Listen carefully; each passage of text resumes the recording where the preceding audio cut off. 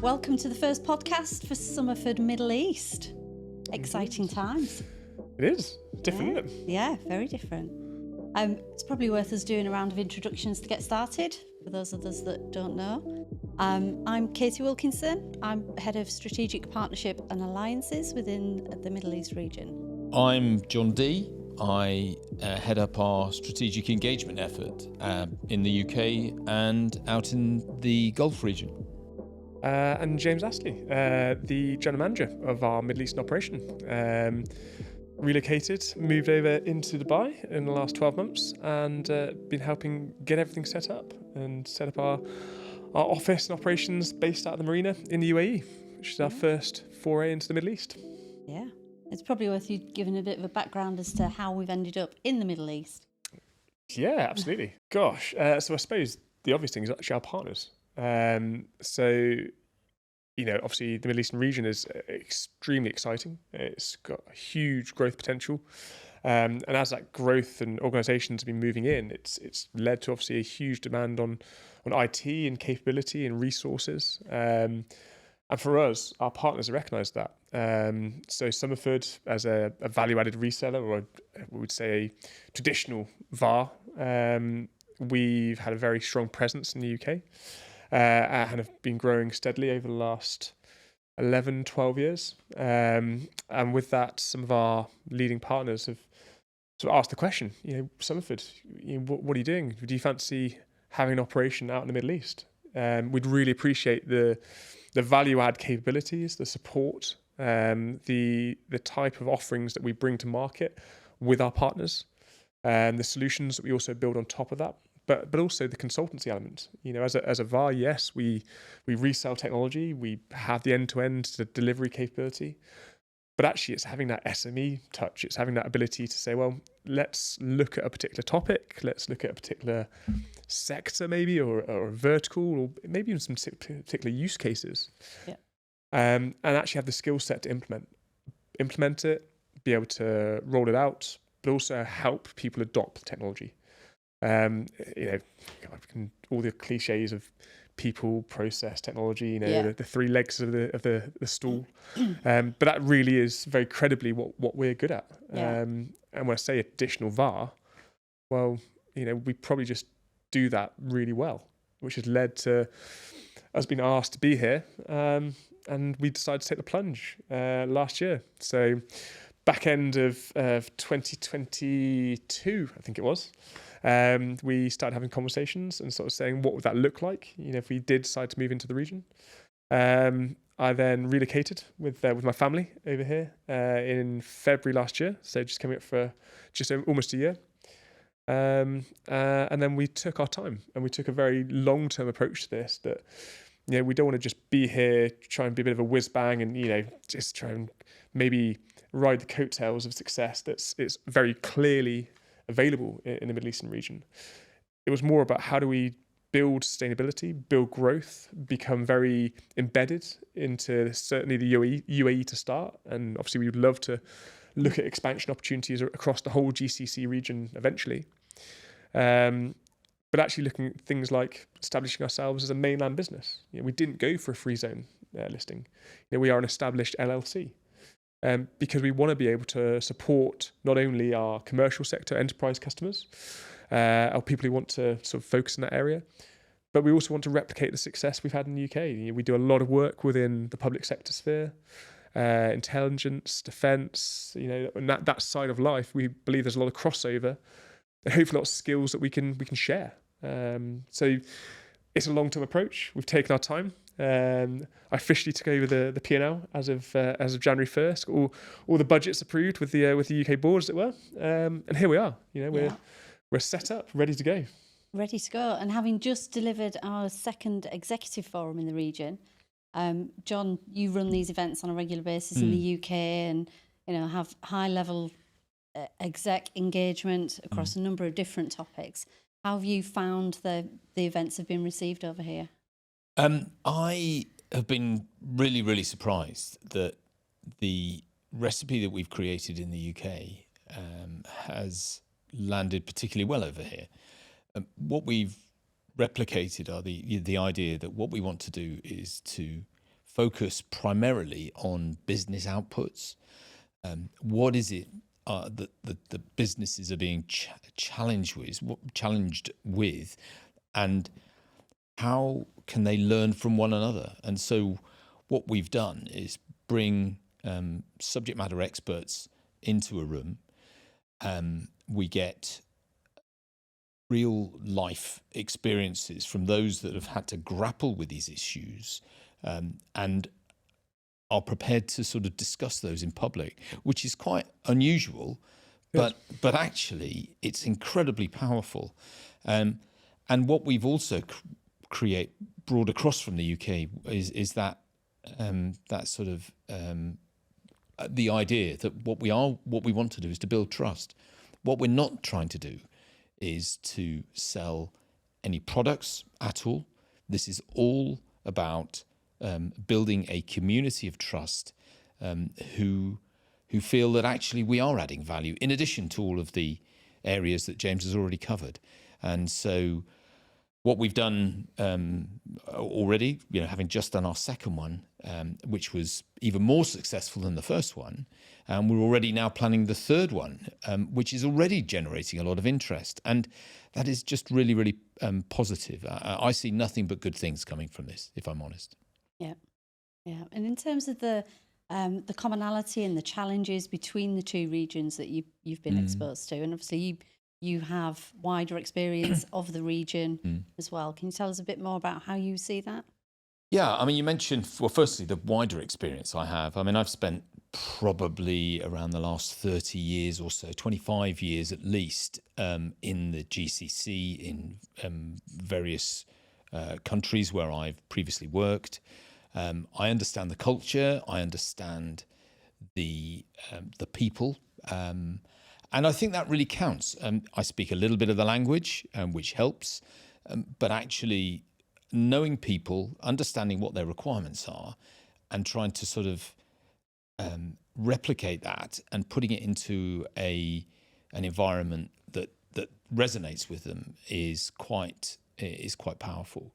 And so I think when I look at what we've done in the UK, and I've been doing now for the last 4.5 years, everything I hear from those people that have been at the forums that we've created, the last two over here, they're exactly the same. There is the same challenges, and James touched on this, that sort of three legs of the stool approach, people, processes, and technology. Yeah, the people. I mean, we heard yesterday, of course, about how a major manufacturer over here was their biggest challenge was the people, and trying to push the people into a different approach to the way in which they were adopting new technology.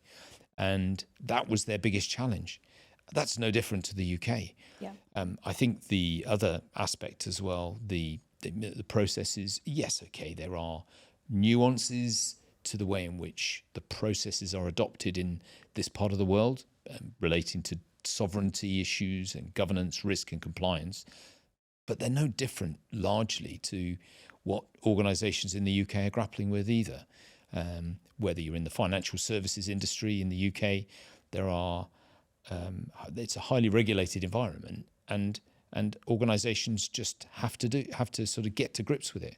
And that's where I think what we offer is hopefully unique to some of our competitors over here, because we really want to add that value. So to help them understand all of the associated regulatory compliance frameworks, for example, how do they comply with that, and how does the technology sort of overlay on all of that and help support them in order to drive their own business outputs?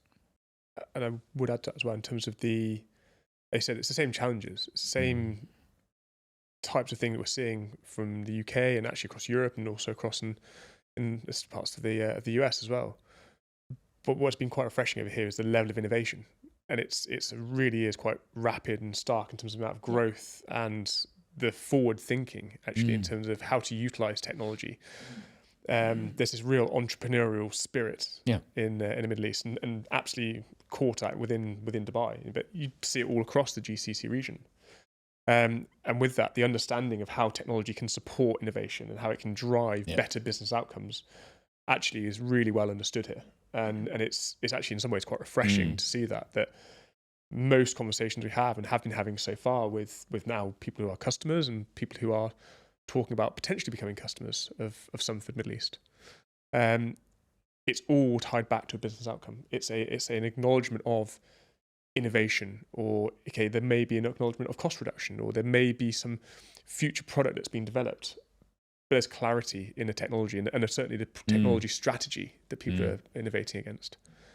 And there's been a huge amount of investment in security. We can see that very clearly in some of the conversations we've been having. Just the level of adoption of cyber or information security, or the policies and processes around that. But also just, again, a very clear understanding of technology and actually what's needed to give organizations the best ability to be secure, but also operate effectively and still have that level of innovation and drive. And that's been really quite impressive. Very refreshing. Yeah. No, I agree. I think that absolutely is. And people are, it's just part of the, I guess, the sort of, I'm going to say the spirit of the region almost, in that, that sort of entrepreneurial flair, a drive to do business, to generate wealth, and to do it quickly. Yes. And that, of course, I guess, brings an agility that perhaps you don't always see elsewhere. It's quite refreshing, I think. But of course, what it does do is bring risk. And I think, provided that agility or risk is not being sacrificed for just for the sole purpose of being agile and to sort of deliver outputs immediately.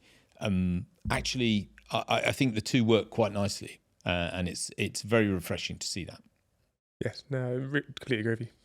So we touched on the agility and the entrepreneurialism, and there is a real push around kind of cloud transformation, and we looked at operational resilience in the cloud yesterday. And there's also obviously the UAE as the AI world leaders, which again, there's the risk that comes along with that and the innovation. What did you find, or what were your key takeaways from the conversations we were having yesterday?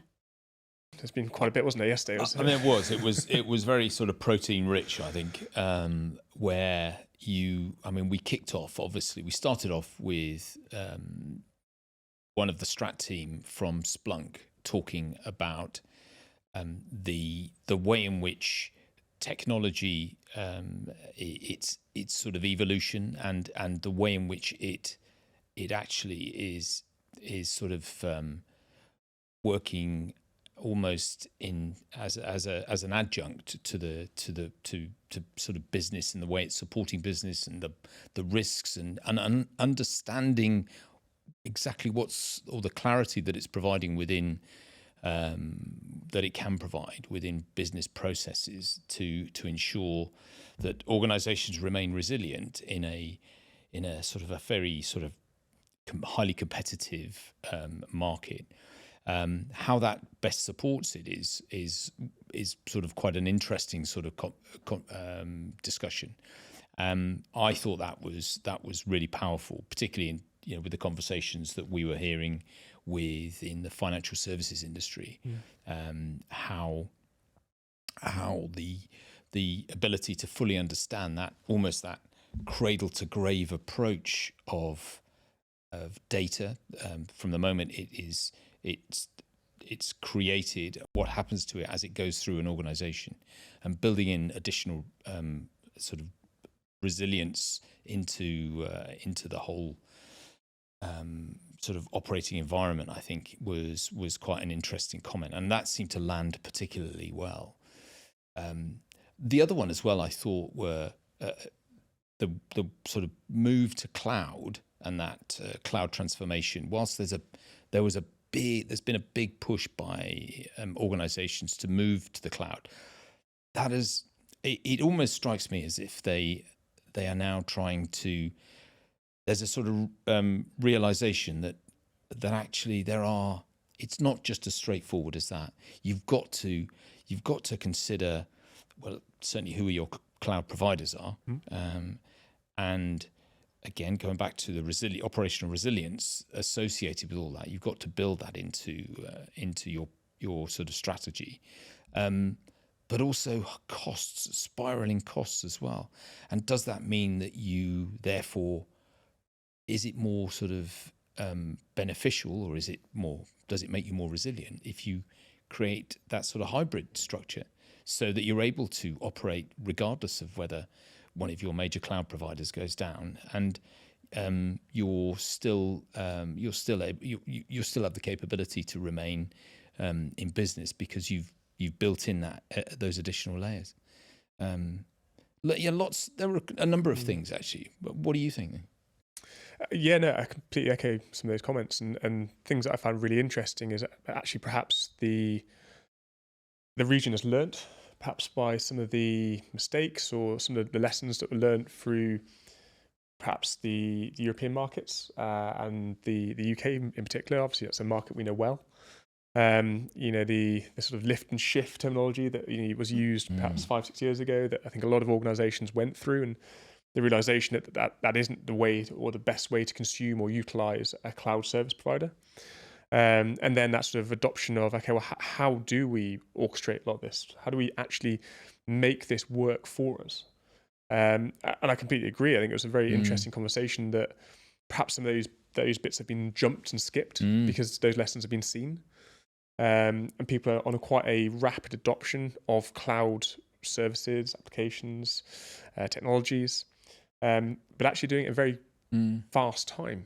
The sort of large, doing it at pace. Absolutely. One of the large manufacturers that you referenced earlier, it was a 3-year program to, where possible, move onto a cloud service provider, and actually during that period they had COVID as well. And that they estimated lost sort of 6 to 8 months in that process. They had to go back and redo a lot of the cultural bit, getting people understanding why the organisation was moving on to cloud. They're a sizable organisation, 4,500 users. $1 billion plus in revenues. They're a large organisation with different business processes, and different people had different understandings of why the organisation was making this move. But they did that all in sort of under 3 years. That's pretty impressive, really. Yep. And actually, they're now onto the next phase, which I think a lot of the sort of the UK and actually the world are sort of going on to, which is, okay, well, we've got our primary service provider or cloud service provider. Actually, now we need the resilience of multi-cloud. So we're looking at having our second, or for some organizations, our third, running different services on different cloud providers. But I think actually, to your point, the hybrid model is very much alive and kicking. Very and attractive. Actually, there is a lot of organizations that are happy to leave some of those really important mission critical services in their data center or their private cloud. It's a combination. And that was quite an interesting theme, and actually seeing the acceleration of cloud adoption, and clearly learning from some of the lessons that other organizations have, on very painful and costly lessons that organizations have had to go through. Yeah. But also the openness as well. We were running the executive forum yesterday out of one of the major cloud service providers. Hyperscalers. Yeah, absolutely. Yeah. But it was really refreshing to hear how open they were to collaboration with different technologies, different ISVs, different partners, different consultancies, in order to achieve the right outcome for that customer. And they were very acknowledging that there will be certain services, and actually there'll be certain areas where certain data that shouldn't go into the cloud. It's not relevant. In the same way that some stuff doesn't always need to be highly available.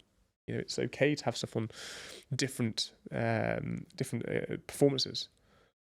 And actually, that was quite an interesting one. That the collaboration, I think, between all the major players in that space, and their willingness to bring in other technologies that likes that we would resell, and the capability that we can bring to it, was very well received by the community, wasn't it?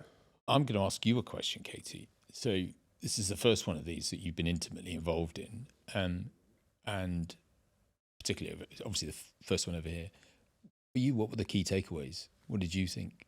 How did you think it was received? And from the discussion, what were the key takeaways for you? Yeah, I mean, for me, I loved the interaction of it. So none of the presentations were, people just talking about their experiences.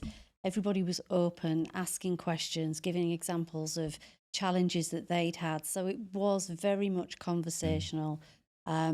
Speaking to a couple of people afterwards that had said, we haven't had anything like this in the region, and that we haven't had the opportunity to have such open dialogue in that sense. And being able to hear from a first-hand cloud transformation project, and another CISO is starting on that journey. He's done the lift and shift, but he's got these challenges, and it's like, right, okay, I can have this conversation with you. Different industry completely, but the challenges, as you say, they have the same challenges. He can learn from somebody else's lessons, and to your point, that looking at what's happened in the rest of the world and how they've dealt with it, and learning from those lessons and skipping out those bits that don't work or they're not as operationally efficient. I think that's very telling. And with the sort of move to be the AI leaders, you can see how the UAE can position themselves as that and can actually deliver on that. That's a good point, yeah. It's a good point. Again, it was picked up a little bit yesterday as well, just some of the buzz and hype around AI, but actually digging a little bit deeper into what does that actually mean for an organisation? What are they trying to get out of AI? Because AI, ML, these are concepts that have been around for a long time. Yes, they are now very hyped, and we're on a bit of a rocket ship with the rise of things like ChatGPT. But actually, the questions about, well, what is it that you need from AI? As a business, what do you want from this? And actually, the challenge being pushed back onto organisations like Somerford to be innovative and actually come up with solutions on top of what our technology resellers provide to meet those different capabilities. And I thought that was quite an interesting point, again, which was touched on in this particular executive forum. But I think we'll see more of this, and we'll see more capabilities and solutionization happening. People go, okay, well, what is it? What do you want from it? Yeah. Or are you ready for it? Or are you ready for it? I think, that's a very good point. I mean, going back to the resilience side, absolutely. People will be. We've heard lots of sort of use cases about variety of attack vectors threat actors using this as another vector through which to target organizations as well. And so I guess what we want to make sure, of course, for us is that we can best be there to support businesses. And so it's going to be we're going to have to work closely with them to make sure that we understand what their concerns are, and that is then translated across into to working closely with our partner technologies, I guess. So we're already thinking of the next one. Yeah. What do we reckon? What do we think we're going to settle on in terms of subject areas? I think it was clear from conversations that we were having yesterday, and then again with other meetings that we had across the week, the supply chain defence element, and I know we've run these very successfully in the UK. I think that is a very big area that people do have concerns with and need to kind of understand their supply chain and what the threats are outside of their control, outside of their organisation. No, very true, very true. I mean, there's a lot of interest, but it's the same. And there's another subject, of course, that just sort of translates exactly from the UK over to the GCC. It's a massive area, and of course, as supply chains become more global, anyway, it only increases the size of the risk and pressure on organisations to understand what the whole sort of depth of their supply chain. Any other sort of pointers for the next one from you? No, I think the supply chain one seemed to resonate very heavily and was a very interesting point. Again, actually being very specific to the region as well. So yes, there is, again, transferable use cases or things that we've seen in other areas, but actually what is the risk within this region, within supply chain? That seemed to be a very interesting point of topic for people. But then also, I think something that tags into that, it's the availability of data. It's the accessibility of data.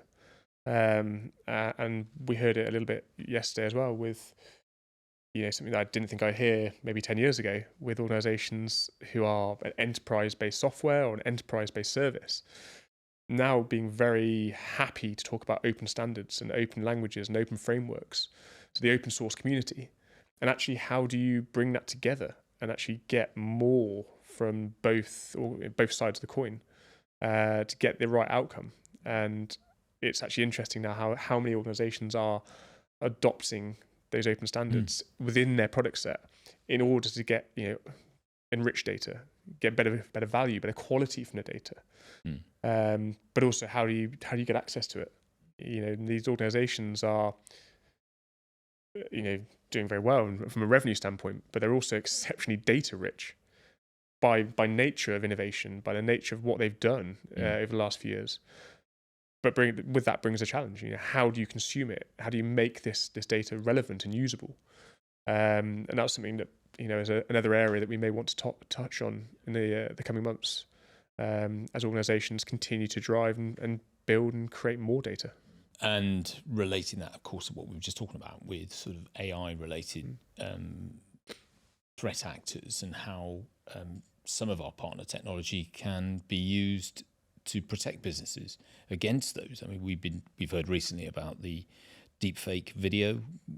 You were talking about that technology that's in sort of discussion, if you like, about how they can use technology to identify fake voices from customers, which is incredibly, fascinating the way in which they do this, of course. And if we can help customers who feel that they're vulnerable, then great. That's what it's all about, isn't it? And that's a really innovative use case. There's also the more standardized ones that I think we can also help organizations out here. And I think things like, the adoption of Microsoft's Copilot, that's a really big thing that a lot of organizations recognize the value in something like Copilot, and actually are being pushed very heavily by their boards, by their managers. So it's not a case of when will we adopt Copilot or something similar, in terms of what Google offering or Amazon's offering, whatever it might be. It's a case of do it now and do it at speed. We want this now in the business. With that brings a whole host of challenges and risks, and Completely. I think we're lucky that we actually have some good exposure to that, and we've got some good partner use cases that we can work with organizations to make sure that actually things are classified and labeled, and only the right people have access to the right permissions. Permissions. Really, if they're not set up properly, then you're in trouble. You'll find out about it very you quickly. Will, and it can get quite embarrassing, right? Completely. But so we can go right to the sort of high levels of innovation where you're talking about deep fake and spotting, AI generated voices of potential users within a bank to be able to fraudulently access funds, but actually internally within the banks or within retail or whoever it might be. This drive and adoption of these services, how do you do that securely? How do you make sure that you are in a position that you can utilize them, but you don't get found out, and it isn't a very awkward experience for the whole business and actually those C-level members who are pushing you to do it. So just going back to Somerford and coming across to the Middle East, what is it that we bring to the region in terms of the depth of capabilities, the partners and the solutions that we offer? Yeah, it's a great question. And actually, John's touched a little bit on it, that, yes, we are what you'd call a traditional VAR. So we have the ability to resell technology, but we understand how to implement it and how to do that end-to-end capability of support at the back end and the project management service that comes into it. But also the executive alignment, the forums that we bring, we don't charge for this. It's not a capability or service that's chargeable, which actually many organizations probably would do, wouldn't they? It's free consultancy, isn't it? Exactly. In some respects. And knowledge sharing. So I think in terms of what we bring as an organisation. There's two sides in terms of the more traditional technology and consultancy side, but also a lot of the value add that actually I believe VAR should be delivering. And actually, I'd be pushing certainly organisations, and I challenge our customers, and I meet with some of their leaders to say, what do you want from a VAR? What are you not seeing today? Where would you see value? I think that's something that maybe we do have the ability to bring to the Middle Eastern region that perhaps isn't there today. And that does come down to listening to our customers and understanding their challenges, and then aligning appropriate technologies. And for us, our technology stack, I think our CEO, the sort of main primary owner of Somerford Associates as a whole, as an organisation, both UK and Middle East, has a lovely phrase that I think we've all probably heard a number of times, but it actually does really resonate as to the type of solutions that Somerford have. And his phrase is, we'd much rather be selling Coca-Cola as opposed to Virgin Cola. And you can read into that what you want. I don't want to sort of brand one better than the other, but the reality is all of our solutions sit in the top right of Gartner. They are all heavyweight leaders. They are the gorilla, the elephant in the room that is disruptive, usually very complex. So they do require the level of skills that Somerford can provide to make sure they're implemented. Because of the disruptive nature, the business outcomes are so much more dramatic. The realization of value that you can get from these technologies is very, very high. So, think about the likes of Splunk and the sort of journey they've had and the sort of exposure they have in the region. The likes of Confluent, and, we're just seeing data streaming and data stream processing and, Kafka. It's something that really I only started hearing about 6 years ago. And it was very much just a way of getting data into one place that people can consume it. We now think about the evolution of that and what Confluent have done over the last few years. It's pretty incredible. But then also best of breed across the SASE architecture, the likes of Netscope, that are right at the forefront, and what they've done in the architecture they've developed, in the investment they've taken from their funding, and actually gone, what, we're not just going to put it into the growth of the business. We're going to make our solution, our product, our platform actually the leader in that space. And that's why they've been recognized by Gartner so heavily. And if you look at our stack, that goes all the way through. And it's all complementary. So what we try and do is avoid any competition within our vendor solution, so that we can focus wholeheartedly and be that SME specialist. And actually a big thing for us often is, I think we've all experienced, our customers and our prospects will say to us, what are your recommendations? And we can give an honest value, we can give an honest recommendation, but this is the leader. This is it may have a challenge on price, and there may be other complexities to it, but it is the best solution on the market. I was going to say, when you talked about the sort of what we're offering to our sort of customers, and the one thing I've seen, which I quite pleasantly surprised with, where organisations like ours would probably talk a good game about what they're doing for the customers, but actually I've seen it in action where we are genuinely representing the interests of the customers, and acting as an interlocutor, if you like, between them and the vendor, because as we all know, many of those vendors will just drop the product and then move on to the next business, the next organisation, to the next customer. Whereas we're the ones that are sticking around. Yeah. And actually, I've been really, really pleasantly surprised at just how powerful that is also. And I'll often, and we talked about that sort of executive alignment. I will often say to people when I first meet them that I couldn't care less what technology they buy or who they buy it from. It's more important to me that I have a relationship with them that is based on trust. And I think if that's my starting position, they can, exactly as you say, they come to you and say, well, what is this? What can you tell me about this? What do you know about this? Now I will then point them to whoever our partner technologies are, because they are regarded as the best in class.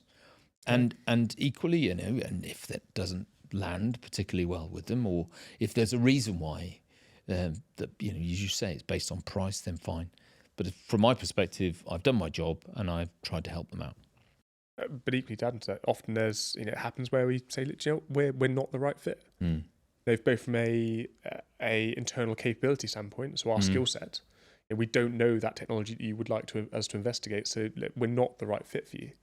But also when we go through that sort of very heavy phase of discovery, we really want to try and understand what the business drivers are. Why is this needed? Why are we doing this? What's the importance? What's the outcome that the business is expecting to achieve?